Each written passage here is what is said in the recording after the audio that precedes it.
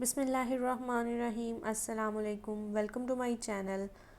We are learning operating system and networks and today's our topic is operating system mods. Means आज के लिए lecture में हम लोग देखेंगे ऑपरेटिंग सिस्टम के कितने मॉड्स होते हैं और वो कौन कौन से होते हैं। चलिए सबसे पहले देखते हैं mods. Operating system mods. Students, इसको जानने से पहले आपको थोड़ा सा इंट्रो दे दूँ। मॉड्स मीन के हम लोग जो प्रीवियस देखते आए हैं, हम लोगों ने सिस्टम्स के बारे में देखा था, batch system, multi programming system, इन सब में एक लेआउट थोड़ा सा मैंने आपको बताया था। उस लेआउट को अगर देखा जाए तो वहाँ पर दो पार्ट मस्ट होते थे, ठीक है। एक वो पार्ट जहाँ पर ऑपरेटिंग सिस्टम लाइक आ रहा होता, दूसरा वो पार्ट जहाँ पर यूज़र एरिया होता, ठीक है, यूज़र प्रोग्राम लाइक आ रहे होते थे। अब यूज़र प्रोग्राम जो जहाँ पर लाइक आ रहा है वो सम टाइम उसको हम लोगों ने पार्टीशन, मल्टीपल पार्टीशन जो है वो कर दिया और सम टाइम उसको एक ही रहने दिया, ठीक है। बैच सिस्टम में वो दो ही पार्ट होते हैं, एक ऑपरेटिंग सिस्टम के लिए होता है और एक यूज़र पार्ट होता है, ठीक है। उसी सिनेरियो को अगर माइंड में रखा जाए तो मैं थोड़ा सा यही बताऊंगी कि ऑपरेटिंग सिस्टम मॉड्स भी इसी तरह के दो होते हैं, ठीक है। एक वो जहाँ पर ऑपरेटिंग सिस्टम का कोड लाइक आ रहा होता है और दूसरा वो जहाँ पर यूज़र डिफाइंड कोड होता है, ठीक है।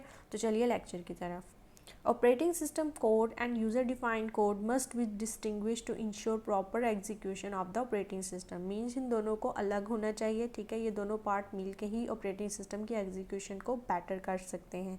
There are two modes of operating system, that is kernel mode and user mode. वो एरिया जहाँ पर ऑपरेटिंग सिस्टम का कोड लाइक आ रहा होता है उसको कर्नल मोड बोलते हैं और जहाँ पर यूज़र डिफाइंड कोड होता है, यूज़र की एप्लीकेशन प्रोग्राम्स वगैरह होते हैं, उसको यूज़र कोड मोड बोलते हैं। The kernel mode also known as privileged mode, system mode and supervisor mode. Clear? A mode bit is added to the hardware to know about the current mode of the operating system. Hardware level पर एक bit add कर दी जाती है, एक number add कर दिया जाता है जिससे पता चलता है कि करंटली जो हमारा ऑपरेटिंग सिस्टम है वो किस मोड में है, आइदर वो कर्नल मोड में है या यूज़र मोड में है, ठीक है। मीन्स स्टूडेंट, कर्नल और जो यूज़र मोड है वो हमेशा स्विच ही करते रहते हैं, ठीक है। कभी यूज़र मोड से वो कर्नल की तरफ मूव कर जाता है और देन कर्नल से यूज़र मोड में स्विच कर देना, मीन इनकी स्विचिंग होती रहती है। The value 0 indicate kernel mode and the value 1 indicate the user mode. अगर हार्डवेयर लेवल पर बिट्स देखी जाए तो अगर वो बिट्स 0 होगी तो इट्स मीन ये कर्नल मोड में है इस वक्त हमारा ऑपरेटिंग सिस्टम, और अगर वो वाली वैल्यू 1 होगी तो वो यूज़र मोड में होगा। क्लियर?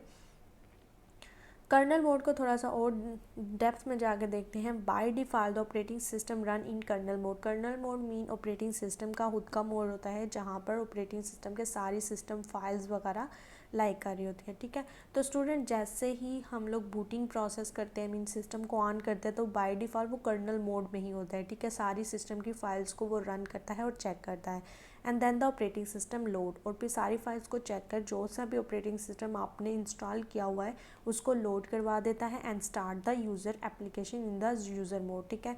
और जैसे ही ऑपरेटिंग सिस्टम इंस्टॉल हो जाता है, लोड हो जाता है, तो वो यूज़र मोड की तरफ मूव कर जाता है। ड्यूरिंग द एग्जीक्यूशन, अगर हमारे यूज़र मोड के अंदर एग्जीक्यूशन हो रही है, हमने कोई प्रोग्राम ऑन किया हुआ है, प्रोग्राम देख रहे हैं, लाइक कुछ भी हम लोग परफॉर्म कर रहे हो in user mode, the system enters in kernel mode in 3 way, ठीक है। अगर इस तरह का है कि हम यूज़र मोड में हैं तो कर्नल मोड में जाने के 3 ही रास्ते हो सकते हैं। एक ये कि बाया special instruction called supervisor call और system call.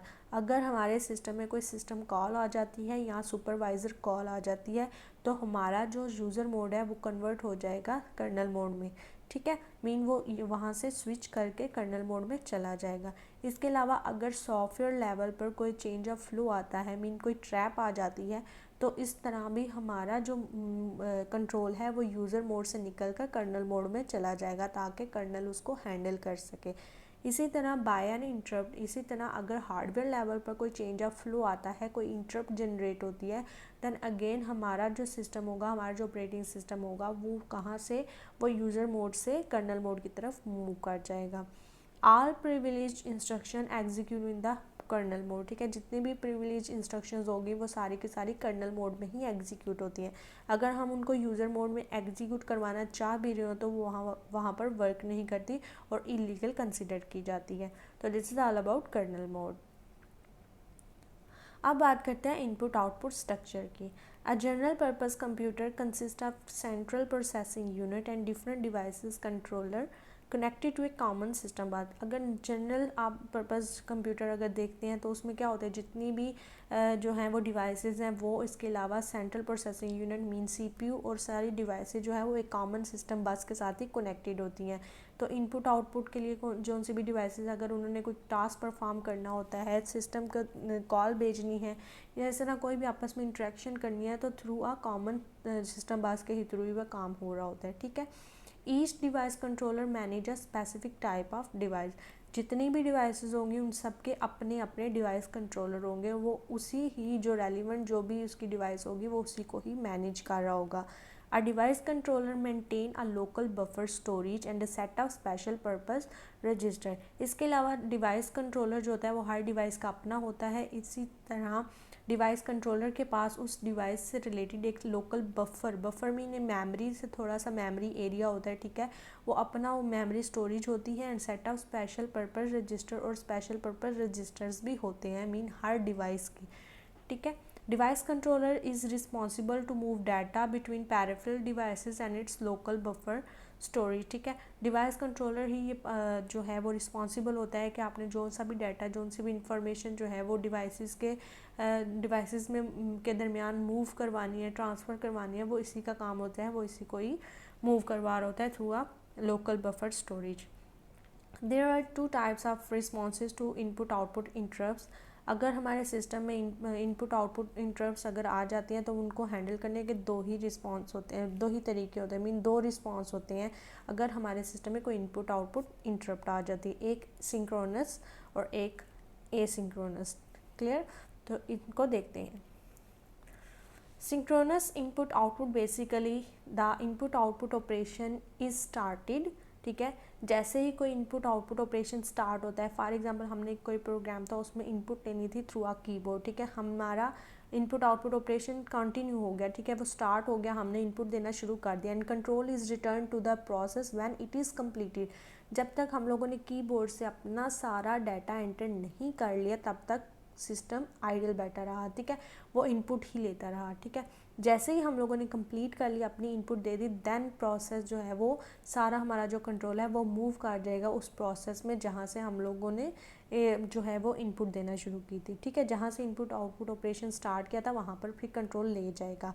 It can be accomplished by making CPU idle using special wait instruction और using wait loop until the next interrupt. ठीक है। जब तक आप जो है वो इनपुट नहीं देते या कोई भी जब तक ऑपरेशन परफॉर्म नहीं होता इनपुट आउटपुट का, तब तक CPU जो है वो फारिग बैठा रहेगा, वो कोई काम नहीं करेगा। और ये किस तरह होता है, जब हम कोई वेट लूप लगाते हैं या स्पेशल वेट इंस्ट्रक्शन दे दी जाती है। क्लियर? इसके अलावा अगर दूसरी तरफ देखा जाए एसिंक्रोनस को, तो the control returns to the user process without waiting the input output instruction to complete. ठीक है। सिंक्रोनस में क्या था, जब तक कंप्लीट नहीं होगी तब तक वो वहीं पर स्टे करेगा और जैसे ही कंप्लीट होगी तो कंट्रोल रिटर्न कर दिया जाता है। जबकि एसिंक्रोनस में क्या होता है, कंट्रोल जो है वो रिटर्न कर दिया जाता है विदाउट वेटिंग। ठीक है। अगर वेट भी नहीं करता कि ये जो इंस्ट्रक्शन है कंप्लीट हुई है या नहीं हुई। In this case, a special system call is required to allow the user program to wait for input-output completion. अगर ऐसा केस हो जाता है तो हमें एक स्पेशल कोई सिस्टम कॉल देनी पड़ती है कि जब तक प्रोग्राम कंप्लीट नहीं होगा आपने वेट करना है। A device status table is also required to enter all the input-output devices with information of their current status. ठीक है। इसके अलावा एसिंक्रोनस के लिए हमें एक डिवाइस स्टेटस टेबल भी चाहिए होता है जिसमें हम सारी डिवाइसेस जो भी अपने सिस्टम के साथ कनेक्टेड हैं उन सब की डिटेल दी हो, इसके अलावा इंफॉर्मेशन दी हो कि करंट उनकी क्या स्टेटस है। ठीक है। आइदर वो ऑक्यूपाइड है या वो फ्री पड़े हुए हैं। ठीक है। A wait queue is also required as other devices may also issue request for the same device. इसके अलावा एक वेट क्यू भी होती है। ठीक है। समटाइम ऐसा होता है कि अगर हम कोई प्रिंटर अगर यूज़ कर रहे होते हैं, समटाइम एक और रिक्वेस्ट आ जाती है प्रिंट करवाने की। ठीक है। तो हमारे पास एक वेट क्यू होनी चाहिए जहाँ पर हम लोग जितनी भी रिक्वेस्ट आ रही है for a particular same device, ठीक है, जो भी आप डिवाइस यूज़ करें उसके लिए दोबारा से उसी डिवाइस की ही रिक्वेस्ट आ जाती है, तो हमारे पास उसको वेट करवाने के लिए कोई क्यू होनी चाहिए। क्लियर? इसके अलावा डायरेक्ट मेमोरी एक्सेस होती है, it is used for high speed input output devices. ठीक है, अगर हमने high speed input output devices को मतलब वर्किंग कंडीशन में लेकर आना है या वर्क करवाना है तो हम डायरेक्ट मेमोरी एक्सेस को यूज़ करते हैं। ठीक है, डायरेक्ट मेमोरी एक्सेस के बारे में हम लोग नेक्स्ट लेक्चर्स में डिटेल में देखेंगे। Thanks for watching. अगर लेक्चर में कुछ समझ ना आया हो तो कमेंट में ज़रूर बताइएगा।